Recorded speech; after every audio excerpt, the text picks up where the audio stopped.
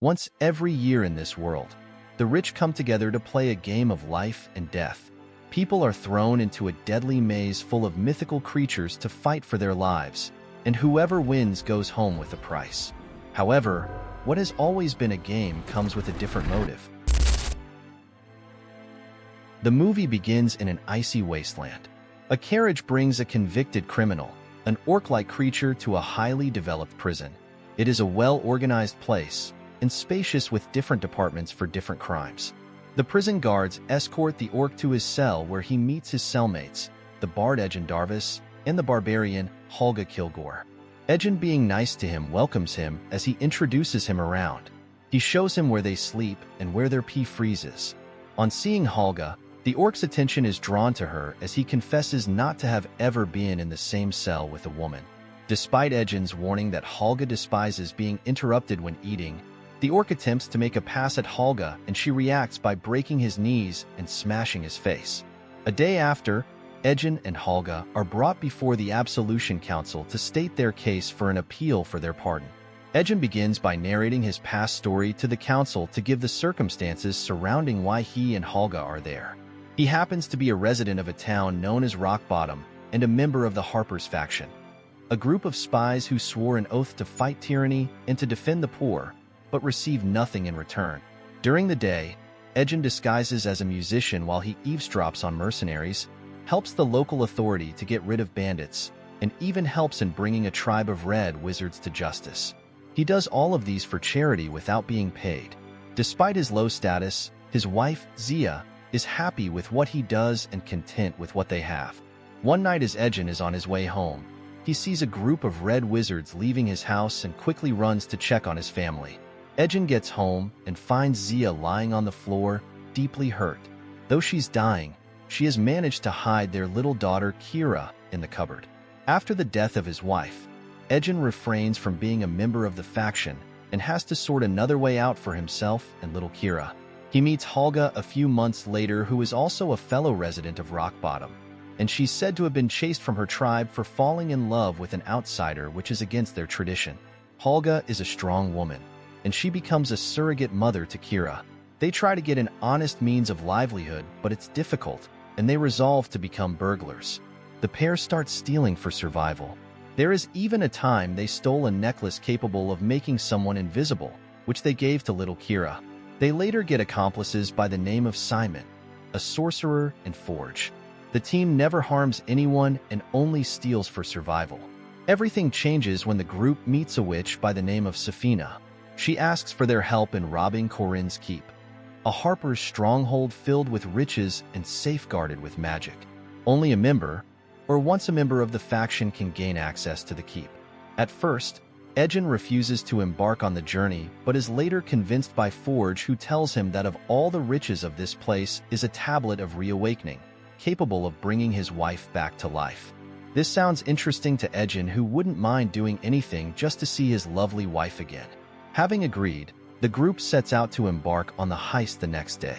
However, Kira is against this particular mission. She says it is not worth it, with the claim that they already have all they need to live comfortably from the previous missions. Ejin manages to convince her. He tells her to stay home and wait for them, as he promises to be back before leaving with the group. They embark on the heist, gain access to the keep, and the witch is able to get what she wants while Ejin gets the tablet of reawakening. Unbeknownst to him, everything is a trap and they get caught. Forge, Simon, and Safina escape, but Holga and Ejin are trapped in the witch's time stop, a powerful spell capable of delaying time. However, Ejin manages to give Forge the tablet and asks him to look after Kira. The two are arrested and sentenced to 2 years in prison with hard labor.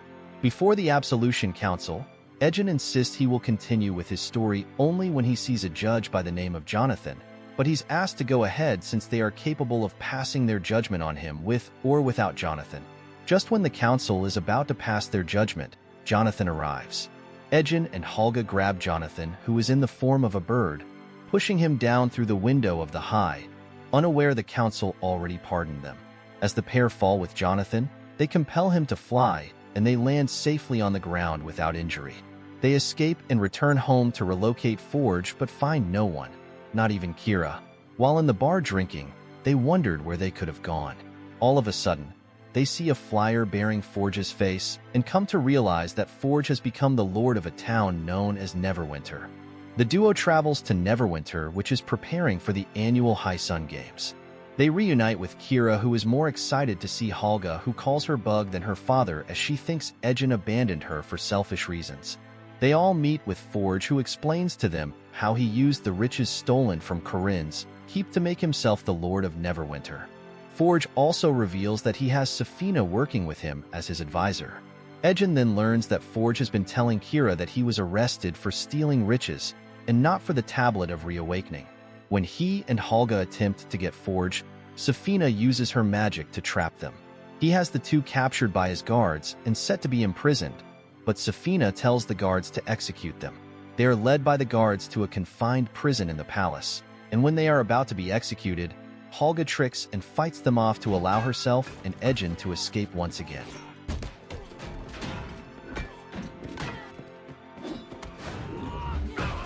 On their way, they decide that they need to plan a heist to get Kira out of Forge's castle, but they need a team. With the High Sun Games coming up, other lords from other kingdoms will bring their riches together to Forge's vault where the tablet is, and they can use the riches to pay their team. Ejin and Halga go looking for Simon, who is performing magic tricks for entertainment. He uses the tricks as a diversion while casting a spell to steal the audience's gold and trinkets. The people go after him, so Simon uses the spells he knows to try and escape, nearly getting himself killed until he runs into Ejin and Halga. He reunites with his former group and is on board with taking down Forge, but he reminds the two that the place will be heavily guarded. He also tells them of how Safina had tried to kill him while they were away. Ejin asks Simon if he knows any druid, and Simon tells them of someone he knows who can help. The three go to find Doric, a young druid that Simon had tried to court, but Doric finds him unappealing. They watch as a young woman is set to be executed by having her limbs pulled off by a horse for questioning Forge's government, only for the horse to turn out to be Doric in disguise. She transforms into her owlbear form and knocks the villains around before freeing the woman. Afterward, the trio approaches Doric, who lives with other druids in a hidden town constructed out of nature and does not trust humans because her own family abandoned her for being who she is. She is incorporated into the group, and she gives her reason for wanting to take down Forge, not for the money. Forge had her people imprisoned or killed for questioning his rule, so she wanted to fight for the other druids. In her quarters, Safina speaks to her master, the Lich Zastam. He entrusts her with their ultimate plan, which Safina hopes to use Forge to succeed with their ultimate goal. Afterward, Safina joins Forge as he meets with other lords to discuss plans for the High Sun Games. As the men discuss, Safina is sensitive enough to detect the presence of Doric, who has shapeshifted into a fly to spy on Forge's meeting. Forge's guards go after her, but she manages to change shape to whatever works for her. She changes into a rat and scurries through the men who can't capture her, after which she changes into a bird and flies out of the castle, before making it to the street. Doric escapes successfully and reports to them that Forge's vault is protected by the arcane seal of Mordenkainen, which Simon does not think he is strong enough to break through unless he were to possess the Helmet of Disjunction, which is said to have gone missing ages ago. However, Halga says she knows where the helmet may be, because her people fought the Cult of the Dragon, so they may know where it went. The only problem is they're all dead. On their way, the group stops at the home of Halga's ex-husband by the name Marlamin, so that she may collect some items she needs. As Marlamin and Halga sit to have a friendly conversation, a tall woman, looking all fatigued, walks into the house. She asks Marlamin what they are having for dinner, and he says he has picked some berries. Marlamin introduces her to Halga as his wife, and the two get to meet. After the woman has left, Halga inquires to know if his new wife gives him peace. And he says, unlike Halga, he doesn't have to worry about her whereabouts all the time. Marlamin, looking all excited to have moved on with this woman, bids Halga farewell despite their differences. Out of Marlamin's house with Ejin and the rest of the team, Halga promises to make a difference that will make Marlamin regret leaving her for another woman. The team leaves Marlamin's place and arrives at a graveyard full of bodies that fought in the Evermoors long ago. With Simon's magic, the bodies are revived back to life for questioning, but only able to stay for up to 5 questions asked to them. They have to go through multiple corpses to find out where the Helmet of Disjunction went, since many of the warriors died passing it on to one another. The last corpse they speak to tells them that the helmet was passed on to a red wizard by the name of Zinc, who promised to keep it safe. Edgen doesn't trust the red wizard since they killed Zia, but Simon and Doric have heard of Zinc's stories as a paladin, and even Holgo attests to the stories of his heroics. The team shows up to witness some of Zinc's heroics when he rescues a tiger child from a sea creature that swallowed it while the crowd praises him. They meet with him after to ask him to help take down Forge. He brings them together to explain the history of the Red Wizard's plans to raise an undead army by enslaving the people of the land, which he once did many years before. Zinc ponders as to what Forge would gain if he is working with the Red Wizards. Zinc only agrees to join the team when Edgen agrees to distribute Forge's wealth among the people of Neverwinter, to which he is made to renew his oath as a harper. On their way to the helmet, Zinc talks about how he witnessed the unholy power of Zastam and how it corrupted good people to be slaves to evil, which is why he moved away from the way of the Red Wizards and used his skills for good. Zinc only managed to escape the Red Wizard spell, which is why he bears a mark on his forehead. He brings the others down a hole called the Orifice, where the helmet is located in an underground city. They must cross a chasm, but Simon accidentally triggers a mechanism that causes the bridge to collapse. Luckily, Holga is carrying what she thought was just a staff, but Simon finds that it is called the Hither-Thither Staff, which opens portals and allows them to make it safely across the chasm. They get the helmet and return. They are confronted by Red Wizards. Zinc fights them, but since they are undead, they won't die. As they run, they are found by a very fat dragon, Themberchaud, who chases them after devouring the Red Wizards. Edgen is nearly eaten until Zinc stabs the dragon in the head. Thinking they killed the dragon, unfortunately, it doesn't die and traps the heroes in a cavern that begins filling with water. Edgen comes up with a plan for Holga to provoke Themberchaud before Simon uses a spell to blast a hole in the cavern and allow them to swim to the surface. After making it to the shore, they talk for a while with Zinc, instructing them on how to effectively make use of the helmet, after which he bids them farewell and returns home. Simon attempts to take control of the helmet, but finds himself meeting his ancestor, Elminster Almer, who doubts Simon's capabilities and doesn't allow him to attune with it. Simon keeps trying for hours, but continues to get rejected. The team's morale is brought down, and Simon and Doric plan to leave, but Edgen does his best to keep their spirits up. However, he admits to them that it's his fault that Zia died because he stole gold from the Red Wizards, which is why they went after him. The team is touched by Edgen's words, and they decide to stick around and fight with him. With Holga's encouragement, the team comes up with a new plan to break into Forge's vault by using the staff to make their way inside. The team uses a portrait to open one portal as a carriage of Forge's treasures makes its way into Neverwinter for the start of the High Sun Games. While they manage to sneak in, the entrance to the portal gets blocked when the portrait falls face down on the floor. Edgen encourages them to proceed by improvising. Simon uses a brief illusion of Edgen playing a song to distract the guards, but it starts to go wrong when Simon gets his foot stuck. Once inside, Holga fights more guards while Simon tries once more to attune with the helmet. Elminster confronts him again and attempts to reject him once more, but Simon punches him, and this allows him to attune with the helmet.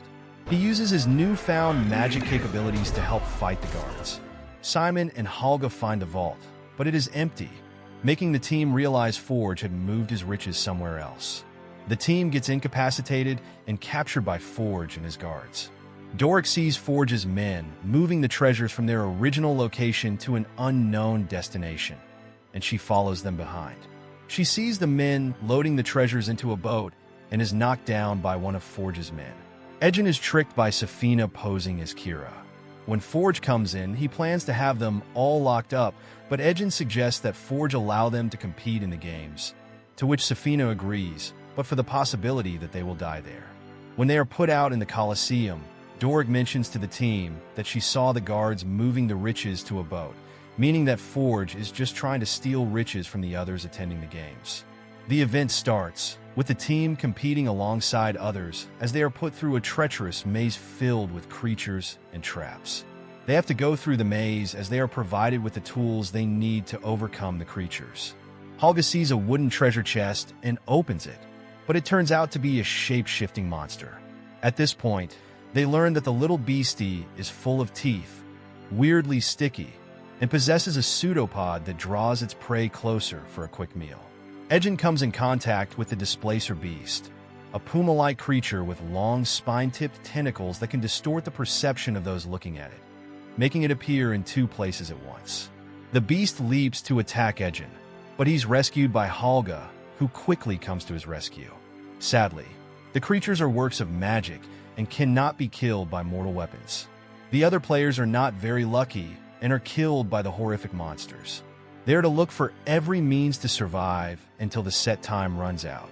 Edgen and his team are able to overcome the creatures by jumping into a gelatinous cube, a large block of living slime that is nearly invisible in low light. The acid within this cube is so strong that it dissolves all organic materials, except metals. Doric uses her shape-shifting ability to turn into a snake and teleport out of the cube, after which she starts pulling them out one after the other. The maze's blocks start closing in on them, but they escape to relocate Forge. The heroes make it to the dock where they find the boat with Forge's riches and the riches stolen by him. He brings Kira as he tries to make her think Edgen is going to run away again. But after Edgen explains himself, Forge shows his true colors to Kira by holding a knife to her throat so that the heroes may step back from the riches. Helga throws a potato at his face, causing him to let Kira go. She joins her father and his friends as they hop on the boat and reclaim the riches, with Simon using a spell to cause a wave of water to hit Forge when he tries to shoot them with an arrow. Kira asks for his father's forgiveness because he had believed Forge's lies all the while. Helga tells her that she's happy to have her back.